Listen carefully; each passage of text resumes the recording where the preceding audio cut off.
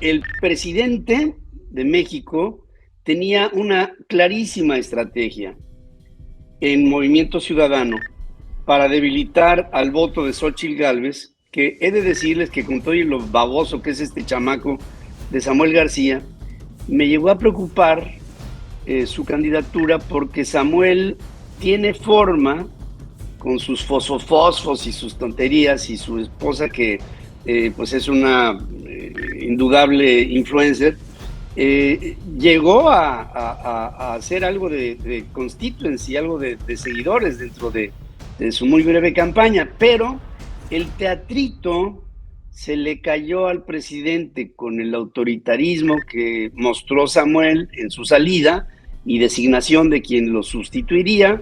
Y total, el hecho es que le dio frío, se quedó con el gobierno del estado, pero abandonó una candidatura que ya el presidente se había sobado las manos porque había dicho, esto va a ser muy bueno para dividir el voto de Xochitl. Inmediatamente después de lo que le pasa a Samuel, viene la crisis en el Tribunal Electoral, que no se me hace una casualidad, se me hace que es algo que es, el hombre tiene hay que ver que López Obrador tiene planes alternativos siempre, ¿eh?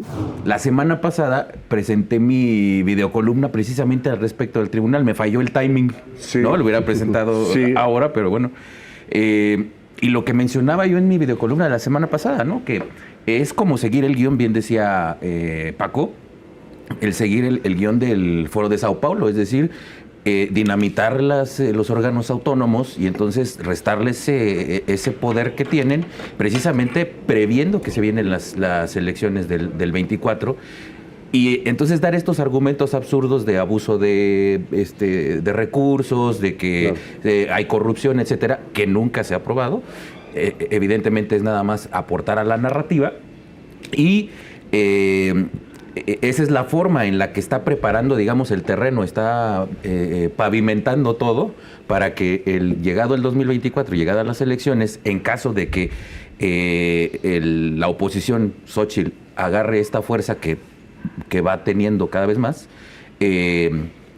pues él tenga con qué decir no son legales Muy cierto, pero ¿sí? Tú no puedes descaradamente pedir el voto por determinado partido, no puedes criticar abiertamente a la oposición y además pues, pedir también el voto por la mayoría en el Congreso. Pero es que fíjate, o sea, no puede y no ha podido, se supone que no puede hacer muchas cosas y lo ha hecho. Sí, señor. Y lo ha hecho. Ese es el problema. Pero si estás infringiendo constantemente las disposiciones en cuanto a lo que se puede y lo que no se puede, te sancionan y tienes tú 3 horas mañaneras para poder explicar, explayarte y difundir tu opinión y lo demás. Se supone que te tienen que sancionar si fallas. ¿Por qué? ¿Por qué no? ¿Qué es lo que está pasando, Juan Francisco? Pues mira, es que nuevamente las sanciones pasan, efectivamente hay una comisión dentro del INE que se dedica justamente a monitorear todo este tipo de temas y hay una bifurcación en el camino, porque hay una parte que es administrativa y otra parte que es penal. Entonces vamos a ver cómo funciona uno y otro. En la parte administrativa, el INE tendría que hacerlo, pero fíjate, debilitamiento institucional. La nueva presidenta del INE tendría que pasar ciertos nombramientos para consensuarlos en el Consejo General del INE. No ha hecho, ha dejado encargados. No hay secretario general. Dejan encargados de despacho. Claro. Entonces tiene encargados que son personas que están totalmente sujetadas, sumisas a lo que ella y quien a ella controle dentro del organismo del INE. Entonces, eso quiere decir que las capacidades están disminuidas porque no se atreven a someterlo al consenso y a la votación del Consejo General, porque no pasarían, porque dirían, oye, no, pues esta persona es impresentable, no tiene ni las capacidades, no tiene la experiencia y claramente está viciada su imparcialidad. ¿Porque quieren a alguien a modo? Claro. Pero como en el Consejo no pueden entrar a avasallar, como podrían ser en la Cámara de Diputados o en la de Senadores, para detener o avanzar según sus designios, no pueden avanzar. Entonces, desde ahí ya hay un problema. Las pocas determinaciones que sí llegan a tomar, entonces dicen, bueno, ahora vamos a ver qué pasa y qué determinación toma el tribunal. Hay que decir, hay que señalar que parte de las razones por las cuales hay esta efervescencia momentánea en el tribunal, y espero que sea momentánea, es porque el tribunal en los últimos 2 años ha tomado decisiones importantes, no necesariamente del agrado de quien son los receptores, le hace el gobierno federal. Entonces, repito, no, como decía ya bien Pedro, esto no es casualidad, es que hay un síntoma de que el tribunal puede ser un obstáculo y hay que prenderle fuego para que se venga abajo y entonces sea más a modo. Exacto. Entonces, por eso es tan preocupante esto, porque cuando el tribunal ha tomado las determinaciones que son importantes para el país y no le gusta a alguien, entonces hay que pegarle como de lugar. Y hay 3 formas de hacerlo. Uno es no designando a las 2 personas que faltan ahí. Entonces, es una forma de meterles ruido. Como ha pasado en el INAI. En el INAI y en muchos otros, efectivamente. 2, pégale al presupuesto. A como de lugar, hay que tratar de ajustar las tuercas para que no tengan los recursos necesarios. Y 3, hay que meter ruido. Meter ruido, a desacreditarlos. Estos cuates gastan mucho dinero, están cometiendo abusos, el pueblo bueno, ya saben, esta retórica y esta demagogia, Se creen los dueños de México. Exacto, exacto. Entonces, de esa manera, pues la presión es fuerte. Y hay que pensar, estas personas, como los que estamos aquí, somos de carne y hueso. Podemos tener convicciones muy fuertes, principios bien enraizados en nuestra trayectoria. El presidente actual del tribunal, por cierto, hoy escribe una columna, Leo Zuckerman, y dice, oye, yo este cuate lo conocí desde que lo contratamos como un asesor jurídico en el CIDE. Una institución, por cierto, otra de las que han sido seriamente debilitadas. ¿A Reyes? ¿Conoce a Reyes? Sí, a Reyes lo contrató en el CIDE, ese es el origen, de alguna manera, y fue un cuate pues, que tiene méritos, que se capacitó, que mostró capacidades y que de alguna manera fue escalando en base a una meritocracia, vamos a llamarla así. Y ahora como muestra independencia y como muestra potencia para oponerse a ciertas cosas, pues hay que pegarle. Y ya el reportaje muestra que por lo menos 2 de los 3 rebeldes, pues tienen nexos con una de las partes. Claro. Entonces, por eso no hay ¿sabes cómo la veo? Claro. El que a hierro mata, a hierro muere. A Reyes le tocó quitar a José Luis Vargas. Sí. Ahora él está pagando las consecuencias. Es una rotación que en un minúsculo grupo se dan la vuelta. Pero no propiciemos que eso sea normal. En 5 años, claro que no. En 5 años han tenido 5 presidentes. Eso no está bien. Eso habla de minar las capacidades nuevamente, porque además esto no es un juego de la ruleta, ahora te toca a mí, a ti, pero etcétera. parece que estás empujándolos y ahora te toca a ti, luego y además, te empujan que no hayan designado a los 2 que faltan también, ¿no? Así es. ¿Cómo la ves, Pedro? Fíjense que yo he venido sosteniendo que de aquí al momento de las elecciones se nos van a ir poniendo en el camino, en el curso hacia el 2 de junio, una serie de minas antipersonales para la sociedad mexicana.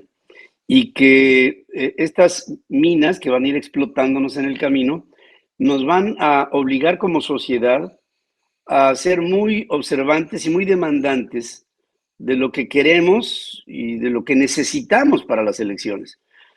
A mí se me hace que, otra vez vuelvo al principio de que nada es por casualidad, el presidente de México tenía una clarísima estrategia en Movimiento Ciudadano para debilitar al voto de Xóchitl Gálvez, que he de decirles que con todo y lo baboso que es este chamaco de Samuel García, me llegó a preocupar su candidatura porque Samuel tiene forma, con sus fosfos y sus tonterías, y su esposa que pues es una indudable influencer, llegó a hacer algo de constituency, algo de seguidores dentro de su muy breve campaña, pero el teatrito se le cayó al presidente con el autoritarismo que mostró Samuel en su salida y designación de quien lo sustituiría.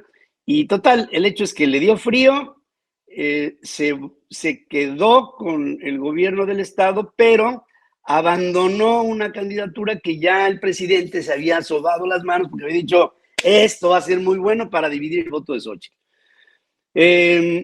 Inmediatamente después de lo que le pasa a Samuel, viene la crisis en el Tribunal Electoral, que no se me hace una casualidad, se me hace que es algo que es, el hombre tiene hay que ver que López Obrador tiene planes alternativos siempre, ¿eh?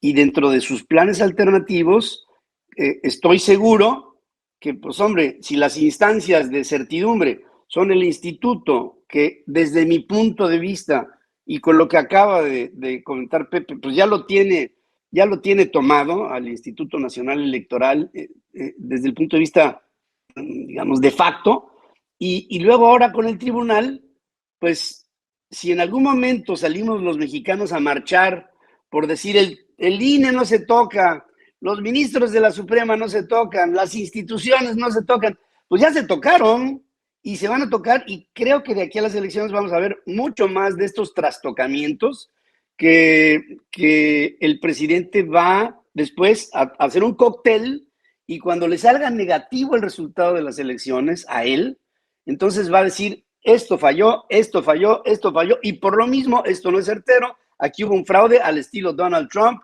o al estilo del PRI de todo el siglo XX, y en fin, a mí lo del Tribunal Electoral se me hace absolutamente una jugada de pizarrón de Palacio Nacional, y a mí no me podrá explicar Felipe Fuentes, ni Felipe de la Mata, ni la propia Mónica, qué es lo que están reclamando para que se vaya Reyes Rodríguez. No veo claramente una falta. Cuando se fue Vargas, el anterior, Pepe Rubin se fue por ratero. O sea, se fue porque el señor con el sueldo que recibía tenía un Ferrari y cosas de esas. No, este cuate pues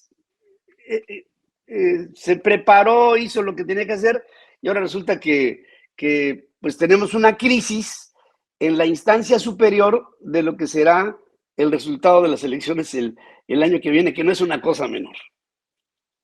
Ventilar públicamente las diferencias que puede haber entre compañeros del tribunal. Aquí desde luego hay plan con maña, no. Pero sí. Insisto, tú no puedes pedir descaradamente el voto para uno de los contendientes en la contienda presidencial. Ya tienes, Juan, el video, por favor. Y por eso vengo al Moloya a decirles que vamos a continuar con todos los programas. Ya está aprobado el presupuesto del año próximo. Es importante que se tome en cuenta que no solo es ganar la presidencia, se tiene también que ganar la mayoría en el Congreso, porque miren, si yo gano la presidencia como ganamos, pero no hubiésemos ganado la mayoría en el Congreso, nos hubiese costado más trabajo ayudar a la gente.